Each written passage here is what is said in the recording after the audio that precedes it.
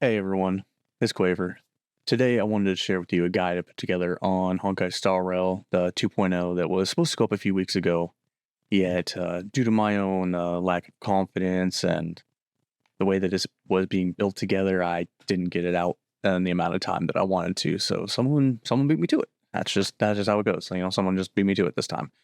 But I still think there's a few really good tips in here that could be useful for new players. I wanted to post it up anyway, particularly like the last few, like they're pretty good. So make sure you stick around until the end, or at least, check the timestamps. I'll put like accurate stamps for each like particular area that may need a second look through, or may have like some super good stuff in there.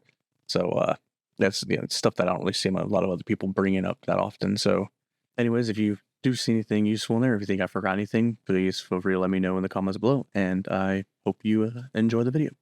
My goal today is to deliver to you some form of a guide in order to help those who have just started out in 2.0, maybe the people that wanted to get into the game after seeing all the positive reception around it, winning at the Game Awards, and all around just need a quick guide to start, go into the mid game, and then go into the end game here. There's a few things that you got to look out for when it comes to this game. Resources are a lot more limited than they may seem, especially if you're someone that doesn't believe in getting things like the Battle Pass, or basically just being free to play. If you're free to play, then there's a couple of things you gotta look out for, resources that you have to be careful about, and she's just doing whatever she wants. God fucking damn, she's insane.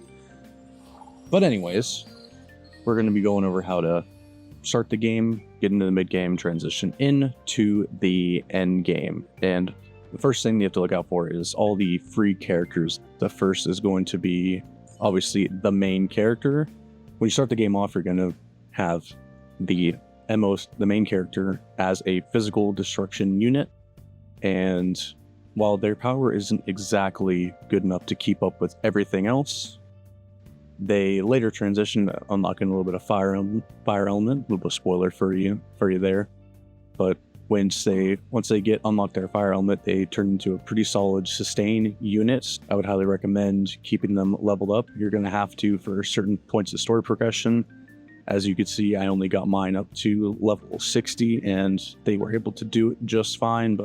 And someone that wants to stay as a light spender, or you just have terrible luck when it comes to the gacha and winning your 50/50s, then I would highly recommend investing in her. The next character that you get for free is going to be March 7th. Decent sustain unit. I used her during the bug fight, especially once you get her Eidolons up. Her E6 is remarkably good. But I used her along with another ice unit to clear the fourth weekly boss before I was able to get a team that was strong enough to do it without them. Next character that you get is going to be Don Hong. He's a pretty average hunt unit, single target DPS, and Gotcha Smack loves him.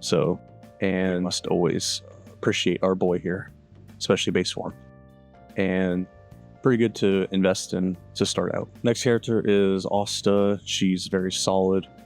A lot of people use her far into the end game, especially once you get Eidolons on her. She becomes a lot better, especially around her E4, and I think her E6 is also pretty good. But she is good all the way up until the late game. Serval is another solid unit that you get absolutely for free, and I personally never built her because I have gotcha'd a little bit on my own end.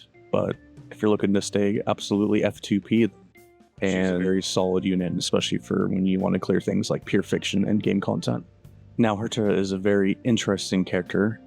A lot of people slept on her. She wasn't seen as all that great until pure fiction came out, and she skyrocketed into one of the best main DPSs for that endgame content.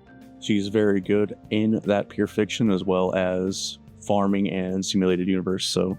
and want to invest your resources into someone good, she's an excellent pick.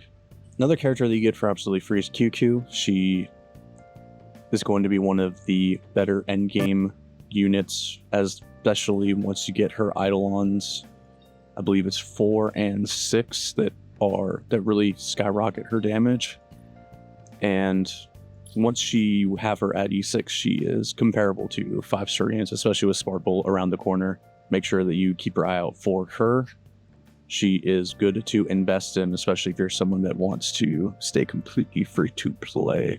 Now, Yukong is interesting because she is a solid support unit, but she is very finicky, pretty hard to use. I recently, from the free event where we get 4 stars, I was able to get her E6, which really unlocks her playability and viability. I haven't been able to build her yet, but with so many options coming out, she's lost a lot of value. However, she still performs exceptionally well if you do put time, resources, and investment into her, which is limited, especially if you stay free to play. So if you want to invest into her, make sure that she's going to be useful on every your teams.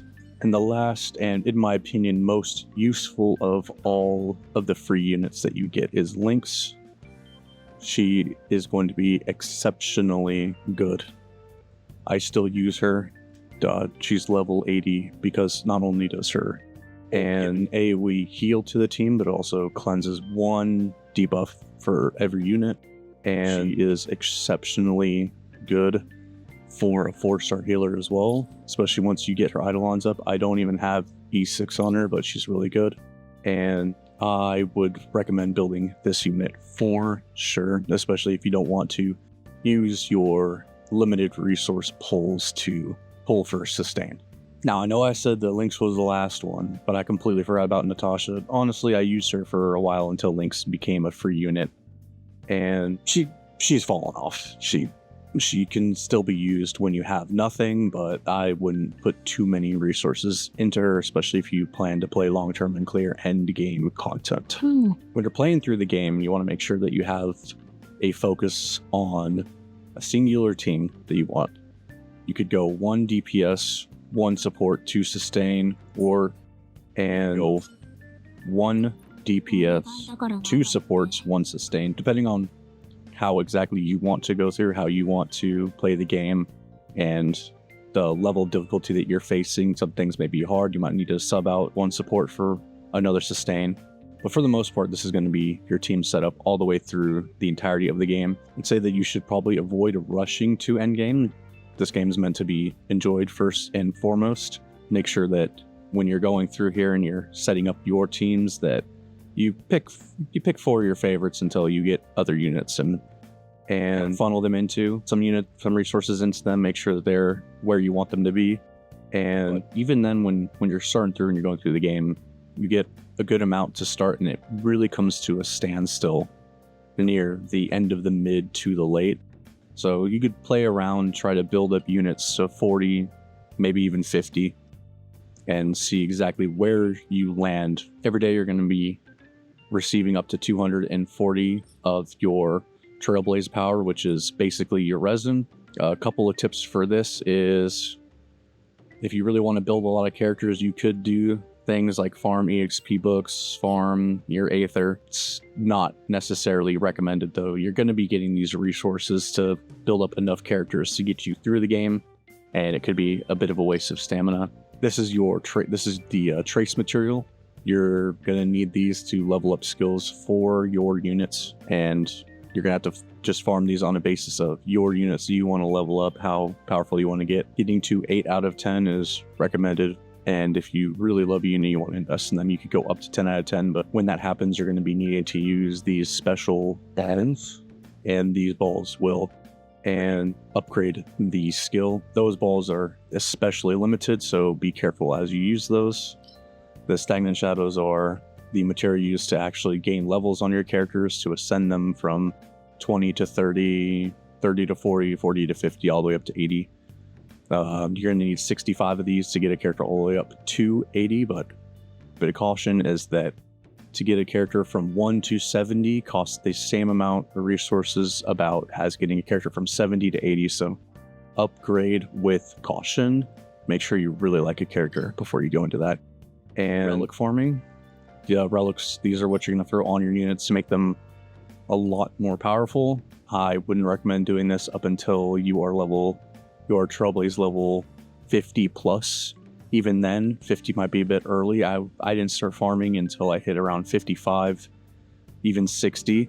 And now I'm at 67, and relic farming's become a lot better because you want to get to a point where you are only getting purples and golds, and a lot more golds than purples, which is around 60, 65. So that's when you really want to go heavy into relic farming, and until then you want to focus on things like trace materials, making sure that all their abilities are up, the stagnant shadows, making sure their levels are up, because that's guaranteed damage, whereas all relics are RNG at the end of the day. Last thing is your weekly boss material.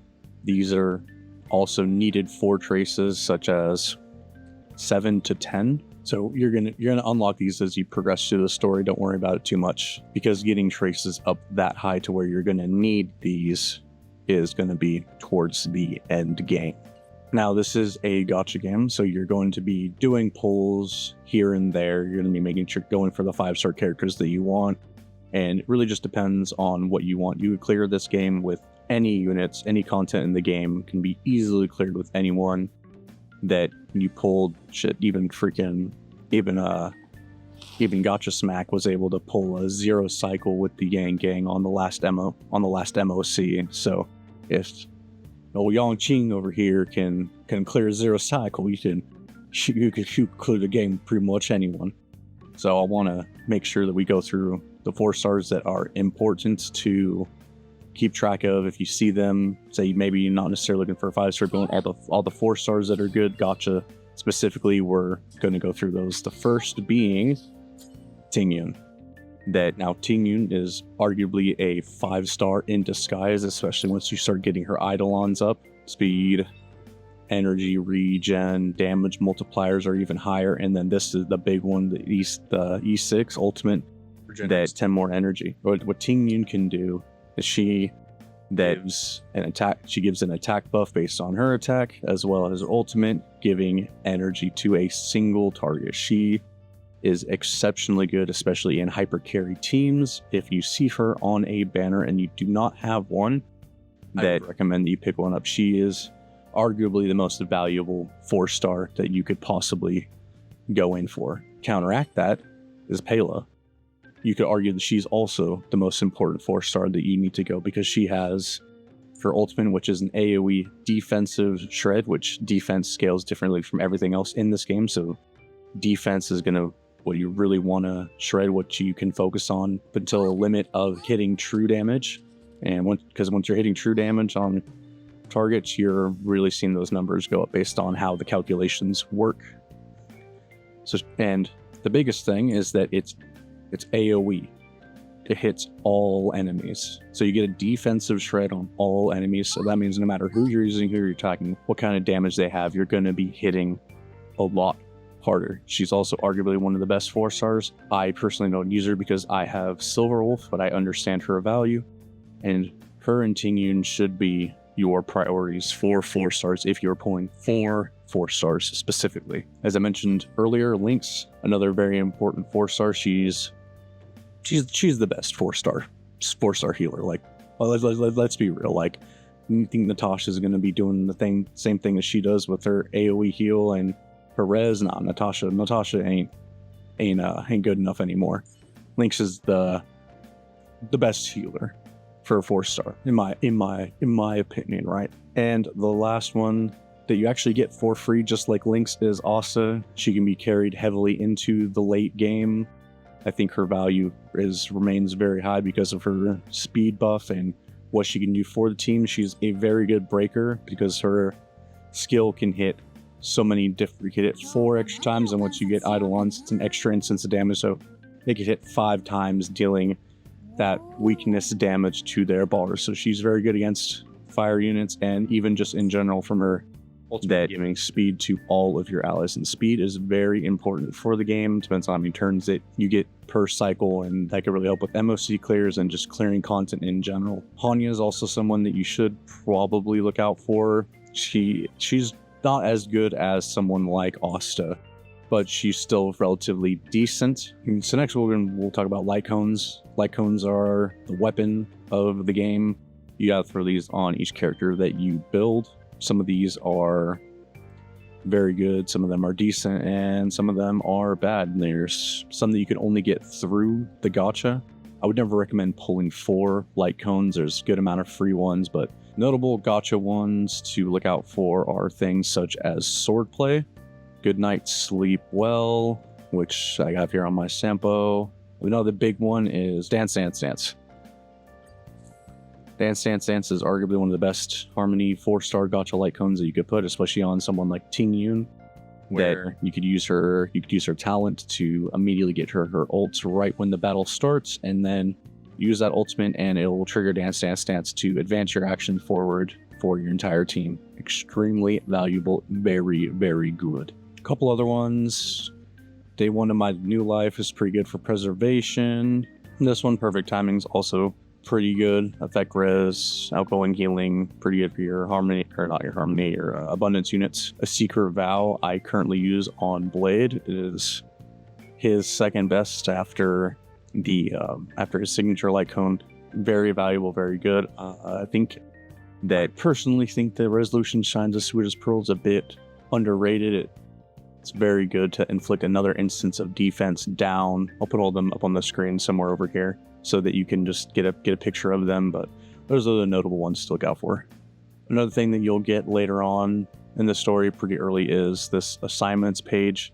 You can get materials here for upgrading things like traces, the light cones, characters, and this section over here, which gives you XP materials, it gives you materials for the light cones, and it gives you credits. I would highly recommend that you do these 3 and then pick your choice of character materials. However, you could do synthesis materials, but based on how little crafting actually happens and how little you actually use the crafted materials, I wouldn't look too far into this one. This is the Cavern of Corrosion, where you get your relic farming 4. As you can see, only at the last node here do you get it to where you only get purples and golds, and you could sometimes get 3 instead of 2. This is around 2 to 1, and I think you get around 1 for this, and then it goes down from there. I wouldn't even consider relic farming seriously up until you have at least 5, but difficulty 6 is what you should be doing for the majority of the time that you spend. These things are called fuels. They replenish without having to use any stellar jades to refresh Trollblaze power. That when you get these, save as many as you possibly can until you get difficulty 5 unlocked at a minimum, and then you could just spam run whichever Cavern of Corrosion that you want to get the relics you need for your units. That a lot of headache and time and grinding and trouble. That times when people can spend 40 and do 1 run and get a god piece, and there are sometimes that you see people spending 1,500 plus not getting anything. It's all RNG, so set yourself up for success by saving all your fuels up until you get at least difficulty 5 to difficulty 6. Next thing I'll talk about is the store. If you are free to play, obviously this doesn't apply to you. You're never going to look in here except to do the exchanges. But if you are someone that is a light spender up until the Super Giga Leviathan Mega Whale, then I would recommend the supply pass first. You get 300 and then 90 for each day. This could help you even just do like 1 extra refresh on relics a day to help you break even. It's a very good value. The Starlight Exchange here, you get these by pulling and getting characters, either dupes, or if you're maxed out on dupes, you get 20 of these, but if you're not and you get an Eidolon, you get 6. I believe those are the numbers. So you'll slowly get these over time, even if you are only F2P 100% of the time. I wouldn't recommend ever going for this. That is a waste. What you need to be on the lookout for is this light cone, the Bronya light cone. It is extremely valuable for Harmony. with energy regen, regenerating a skill point, and giving extra damage for the next unit. And with Bronya especially, if you push them to the front, they'll immediately get this 30% damage increase for a turn. So this is what you should be focusing on. I would never recommend buying the 4 stars here. Even someone as valuable as Tingyun, someone as valuable as Pela, the value proposition is not worth it, because if you get hitting the 6, how many 6s do you need to get up to 140? How many 20s do you need to get up to 140? It is a huge waste of value to where the 5-star Bronya light cone is never guaranteed. It is exactly what you want to go for. The only reason I haven't bought it is because I currently have an S3 and I'm deciding if I want to go up to S4 or not. Embers Exchange, you also get these from the Warp. Always make sure that you get the 5 special pass, 5 regular pass, and the 2 tracks of destiny. It's either 2 or 1, I believe it's 2. These are the 3 that you want to hit every time. So make sure that you always save enough of these Undying Embers to hit these 3.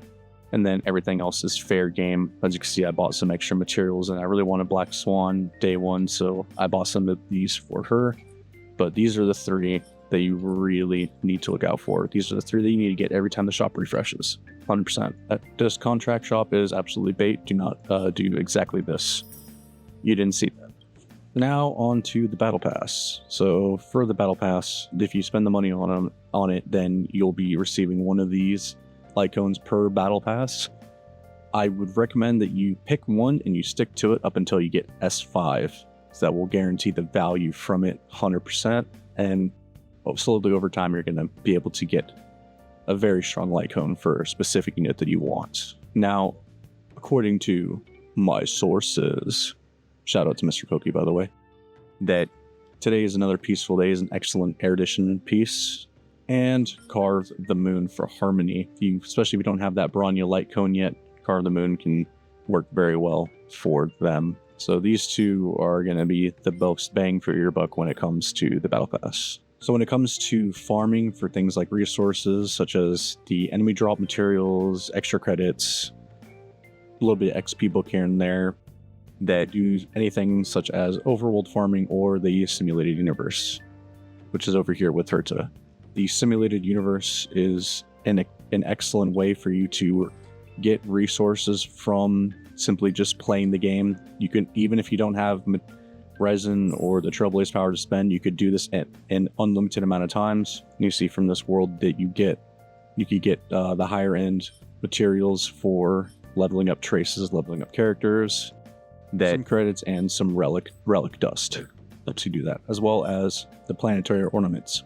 You got to make sure that you clear at least once a week. It just recently reset, and once per week you could fill this out completely. These will give you a total of 4 clear outs. You could do 1 run, clear your Trailblaze power, get up to about here. You'll have these 2. You'll run 1 more time, and then you'll be able to clear this out right here, and then get all the bonuses for the week and the Herta Bond. These are the 2 most valuable, definitely the Herta Bond and the Track of Destiny, the balls. With these Herta Bonds, you can spend it in the Herta store to create 5-star light cones. As you can see, I bought 3 of them, and the only one that has any substantial value, in my opinion, is going to be the Destruction one. However, if you're 100% free to play, all of these will have a good amount of value. Right now, I'm just saving them per week to see if I want to pick up this one, since this is arguably the second best 5-star free light cone that you can get. That if I want to just go to superimpose, because with the Herta store, playing enough weeks, you can get a 5-star light cone to superimposition 5, which maxes out their stats completely for free. Just takes a bit of time. Don't get impatient and chase the destruction of the preservation one. That's my recommendation. So with a little bit of bonus tips here, Synthesize will go from blue to purple, obviously, but then there's also the material exchange, where you can input excess materials that you have, like these 2, and you can create more of these. I'm going to need more of these, and right here, it takes 2 for 1, and we get that. I wouldn't recommend doing this unless you have an abundance of green, that I wouldn't even consider 640 what I have here in abundance. At one point I had like 2k of these, and that's why I was able to transition and swap them over to get some other materials that I needed. If you just farm the overworld, farm simulated universe, play the game, you're going to get an abundance of these. The assignment that I wouldn't worry too much about that, but if you're ever struggling, like you really want to get that last trace up on a character, that is an option. But using this to transition materials over should be a last resort. And it's not just limited to these character ones. You could also do it for the actual trace materials themselves, as well as these tracks of destiny, I believe they're called, 2 of another set. And these are what you use to level up characters. That you can do a at-loss exchange for pretty much anything in this game. It should be a last resort, though, if you just get really impatient. Another thing you're going to get just from playing the game is going to be these books. These relic remains. You can disenchant gold relics, as well as just finding these throughout the game. And at any point, you could pick a piece. Let's say we want to go for another Black Swan piece. So we can choose what we want to get here. So like the body. And then we can use these 100 of them to forge these. For each one that you scrap, you get 10. So you can turn 10 into 1. And I wouldn't recommend necessarily doing that, because you just find you'll get these through completing events. You'll get these through completing other areas of the game, and they'll stack up over time. Now, with this self-modulating resin, this is one of the most valuable pieces you can get in the game. It is very hard to get because it doesn't come around very often. But what this lets you essentially do is it lets you pick your main stat for whatever piece that you want. My recommendation is that you hoard these. I only have 3, I wish I had more, but you hoard these up until you're almost done building a unit. Such as, if I was almost all the way perfect, but say I couldn't get a good effect hit rate piece. Even this one's kind of ass, I just couldn't get one. You could use the Tracks of Destiny, select effect hit rate, roll it, get the last piece you need, hope you get lucky on the substats, but that's what it should be used for. Once you have 5 of the 6 and you just need that one more, you can go for it. There's also charts on like what's most likely, least likely to drop, and the ones that are the hardest to drop, I believe, are speed boots and energy regeneration ropes. If you're going to use those special self-modulating resins, then those are the stats that I would recommend that you use them on. As you're also playing through the main story of the game, you're going to notice that there are these limited time events, and then there are also permanent events, such as the Golden Gears, Critter Pick, all of these. These are old events that have come out that stay within the game forever, and they have exceptionally good rewards. They're also pretty fun to play through, in my opinion. This one is fairly quick. Ethereum Wars is basically like Pokemon, super fun to play. You get very, very good rewards for an event that will always be here, that would be time gated in other games. So just take your time, go through these, have fun with it, play through it, and get the rewards you need. Relic Remains, the bowls. All right, one more little thing that I don't really see a lot of people talk about this one, but friends. I think that having friends and getting friends, just going here, adding random friends that you see, like this guy, he's got a Jing Liu, it's kind of poorly built, wouldn't really want that.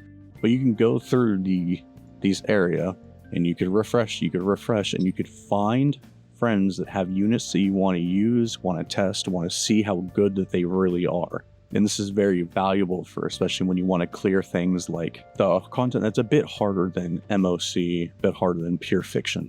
Like I mentioned before, this right here is one of the endgame weekly bosses, the bug, and for a while I couldn't beat it. I didn't have physical, I didn't have ice, and Dr. Ratio wasn't given out yet for free.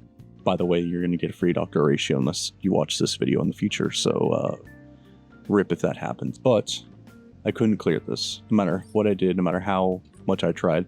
But when you go into a fight, right, and you're here, I couldn't beat this with like a shitty team that I had before, but you can support your friends list. The friends that you have on here are huge benefits for your account. The support, sustain, maybe you have a dopey DPS isn't good enough, you could borrow someone's maxed out E6 cracked Jing Liu if you had them as a friend. Like, anything is possible here. You would never borrow Jing Yuan, but like, you know, you could. So when you're up against the wall and you see this support icon here and you really need the help, try to add some friends that will be able to help you get up to what you want and make sure that you're able to clear the content. So that's all I got for today. That's going to wrap it up for the video. This is a little scuffed together guide that I thought might be helpful to a couple of people. Big shout out to Mr. Pokey. I did reference some of his slides, really give a better general understanding of things for myself and to come and be able to make this video. I'll make sure to put the link to both his channel and the slides that I referenced in the description below. Highly recommend that you guys check him out. He's super awesome and does CN guides, and he's great. He's great. All right, that's basically that. I'll show enough for Mr. Pokey here. All right. That if you liked the video, please don't forget to comment, like, and subscribe. I'm fairly new to this, and I'm gonna see what the future holds for us. But that's all I got for you today, and I'll see you guys in the next one. Peace.